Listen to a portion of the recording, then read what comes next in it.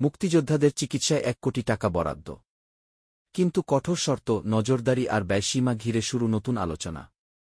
বীর মুক্তিযোদ্ধাদের চিকিৎসা সেবার জন্য দ্বিতীয় পর্যায়ে ১ কোটি টাকা বরাদ্দ দিয়েছে মুক্তিযুদ্ধ বিষয়ক মন্ত্রণালয়। এই অর্থ যাচ্ছে ন্যাশনাল হার্ট ফাউন্ডেশন হাসপাতাল অ্যান্ড রিসার্চ ইনস্টিটিউটের মাধ্যমে চিকিৎসা ব্যয়ে। সরকার বলছে, সরকারি হাটবাজারের ইজারালব্ধ আয়ের ৪% অর্থ থেকেই এই চিকিৎসা সহায়তা দেওয়া হচ্ছে। একজন মুক্তিযোদ্ধা বছরে সর্বোচ্চ ১ লাখ টাকা পর্যন্ত চিকিৎসা সুবিধা পাবেন, আর জটিল রোগের ক্ষেত্রে তা বাড়িয়ে ৫ লাখ টাকা পর্যন্ত ব্যয় করা যাবে। তবে এখানেই রয়েছে কঠোর শর্ত। মন্ত্রণালয়ের এমআইএস তালিকা যাচাই ছাড়া কেউ সুবিধা পাবেন না, নগদ অর্থ দেওয়া যাবে না, এবং পুরো ব্যয়ের উপর থাকবে নিরীক্ষা ও মনিটরিং। বিশ্লেষকরা বলছেন, এটি একদিকে মুক্তিযোদ্ধাদের স্বাস্থ্য সুরক্ষায় গুরুত্বপূর্ণ পদক্ষেপ, অন্যদিকে স্বচ্ছতা নিশ্চিতের বড় পরীক্ষা।